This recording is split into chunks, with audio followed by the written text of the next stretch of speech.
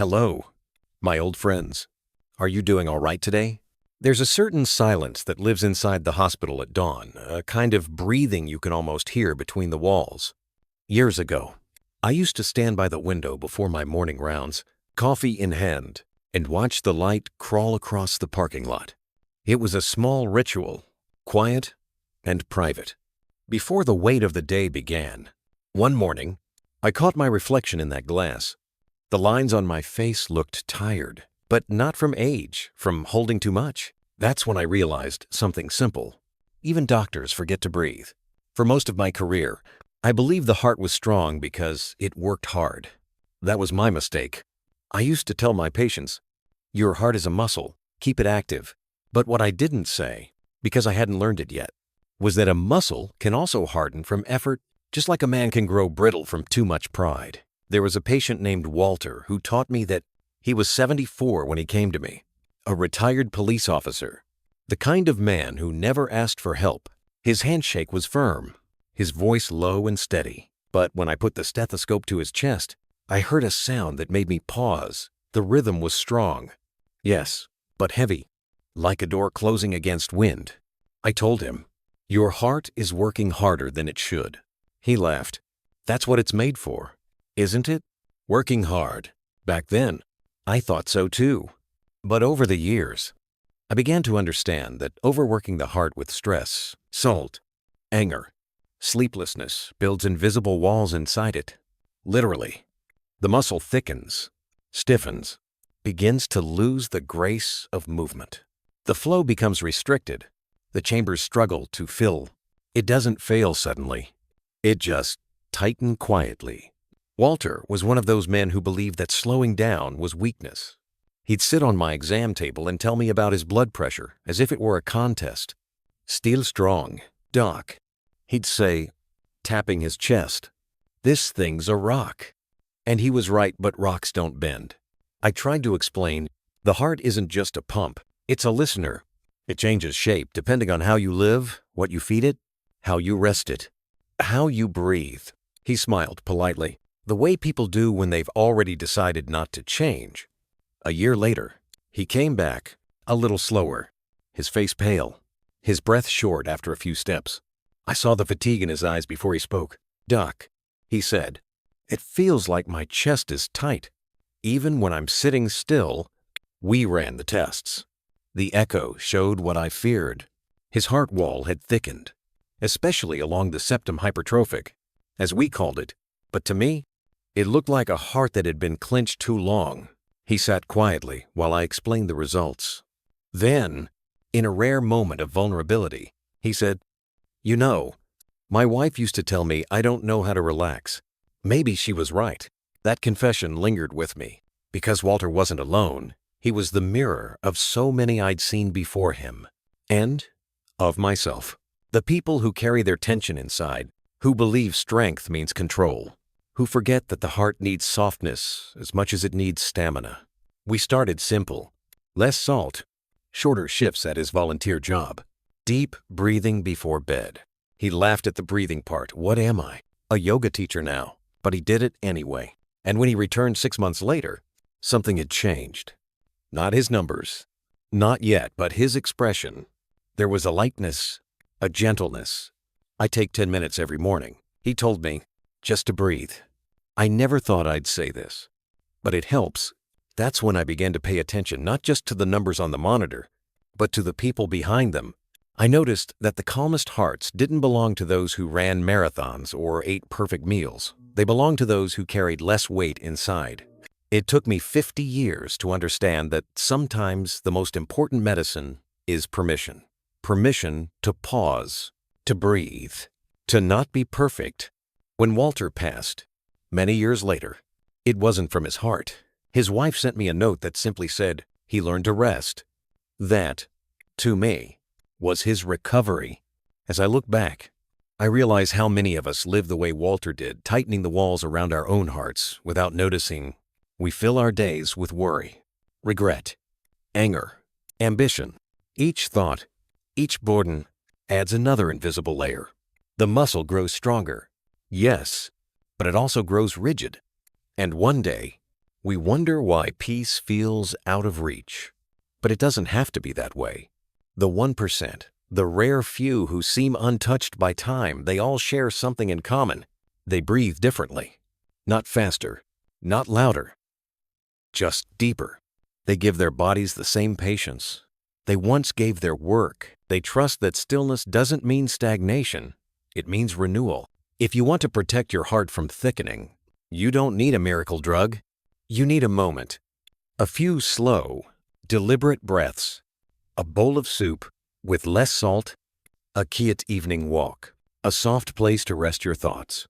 As the morning light comes through my window now, I sometimes sit the way Walter once did, hands folded, breathing gently, listening, not for the next beat, but for the space between them. That's where the peace lives. So before you go about your day, take a small pause.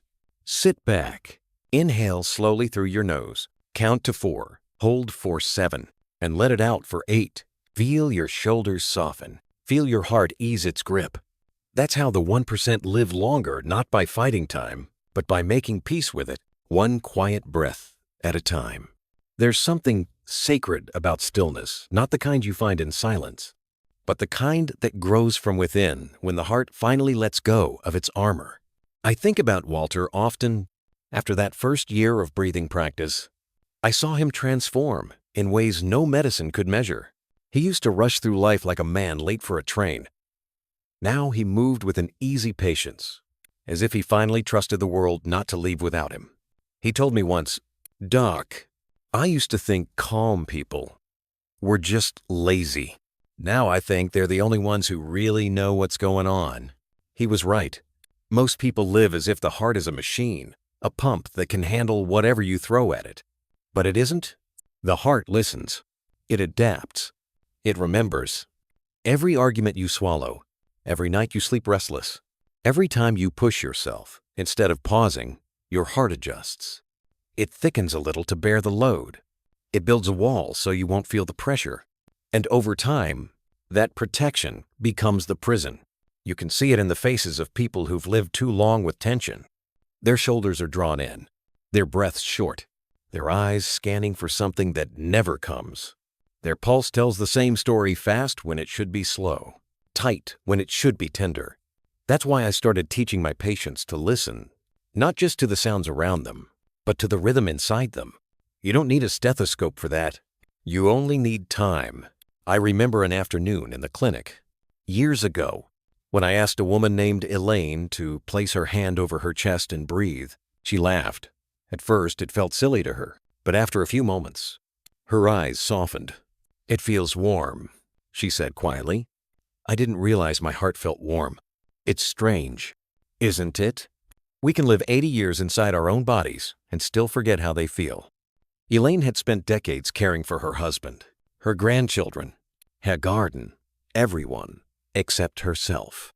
Her blood pressure was good, her DIT fair, but her heart muscle had started to stiffen. The echo showed mild hypertrophy, not dangerous yet, but a warning. I told her she could reverse some of it if she learned to slow her breathing and lower the tension in her body. She said, "You mean I can heal just by breathing?" I smiled. Not just by breathing, by letting your heart believe it's safe again. That's what people forget.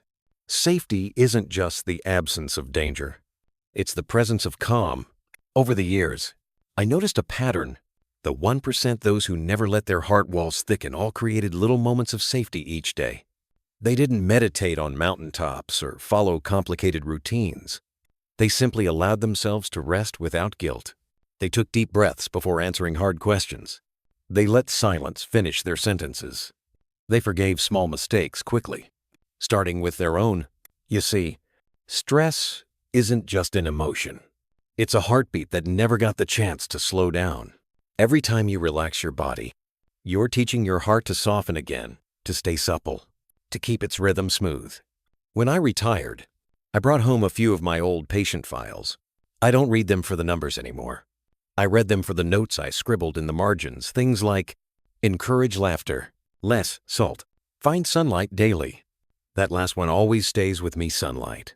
Because the heart, like the skin, thrives on warmth. When you step into light, Your vessels widen, your pulse slows, your muscles ease. It's the body's way of saying, I trust this moment. I remember one winter morning, years after Walter's diagnosis. He came by the clinic just to talk. "Doc," he said, "you know what I noticed? When I breathe deep, I stop clenching my jaw. And when I stop clenching my jaw, I feel younger." He grinned, and for a second, I could see the man he'd been at 40 strong. Proud, unbroken by time. That's the miracle, isn't it? The heart remembers how to be young when you treat it with gentleness. It's not about reversing age. It's about releasing the tension that pretends to be age. Some afternoons now, I sit on my porch and listen to the rhythm of the world. The birds outside, the hum of distant traffic, the faint pulse in my wrist, all of them move in patterns that echo one another. None of them rush, none of them strain. And I realize that life, at its healthiest, is not a race, but a rhythm. There's an old saying I used to share with my patients: the heart that rests well beats well. That's the truth that medicine can't measure, that softness is strength, and calm is power. The people in the 1% know this instinctively. They aren't chasing youth or fearing death. They're practicing balance. They eat simple meals, walk at sunset, breathe before reacting, sleep with gratitude. Their hearts stay flexible because their minds have learned how to bend. And maybe that's the quiet wisdom of growing old, to realize that health isn't just surviving longer, but living lighter. So tonight, when you find yourself sitting in your chair, watching the day fade, don't fill the silence. Let it hold you. Take one deep breath in for 4. Hold for 7. Out for 8. Feel the tension melt from your chest, the pulse slowing under your fingertips. That's not just a breath. That's your heart remembering how to trust again. And tomorrow morning, when you open your eyes, give it that same kindness. Again, a slow inhale, a quiet smile, and the promise that today, you'll let yourself be gentle. There comes a time in every long life when you stop trying to fix the body and start learning to listen to it. That's what I realized after all these years watching hearts rise and fall on monitors, each with its own rhythm, its own story, its own stubbornness. Walter once told me, "Doc, I used to think my heart was a soldier, always on duty." I remember smiling and saying, maybe it's time to let it come home. That's the journey I hope every one of you takes from battle to balance, from constant readiness to gentle trust. You don't need a clinic to begin. You don't even need perfect habits. You only need one small daily promise: to treat your heart like an old friend instead of a machine. Start with stillness.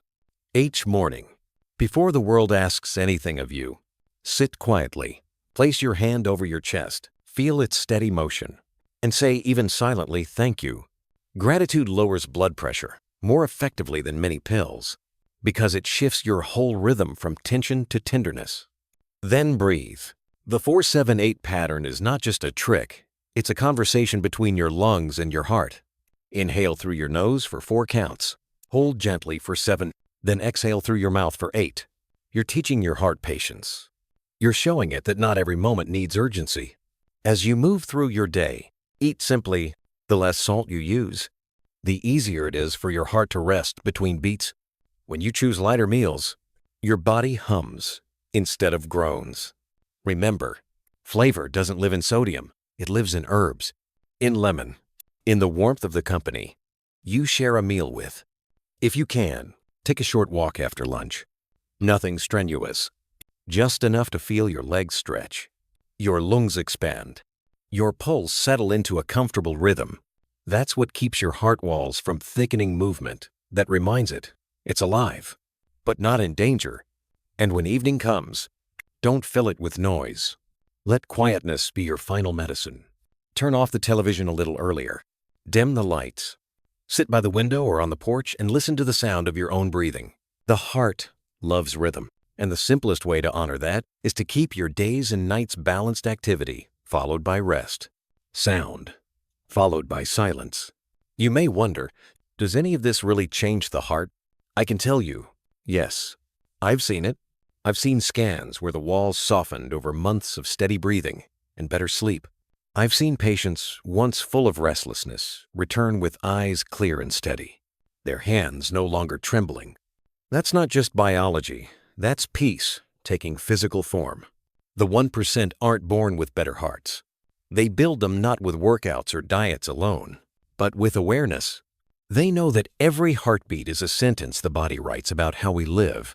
When those sentences are full of rushing, the heart grows dense, tired, protective. But when the sentence is slow, filled with gratitude, laughter, quiet meals, and forgiveness, the heart becomes lighter again. So tonight, as you lie down, I want you to notice something. The bed will feel softer when your heart feels safe. The air will feel kinder when you're not racing against it. That's not poetry, it's physiology. Relaxation literally opens your blood vessels, lowers your pressure, evens your rhythm. It's the closest thing to grace medicine has ever found. And if tomorrow you wake and forget, if you slip back into worry or rush, don't scold yourself. Just return. Take one breath, slow and steady. Remember Walter. Remember the 1%.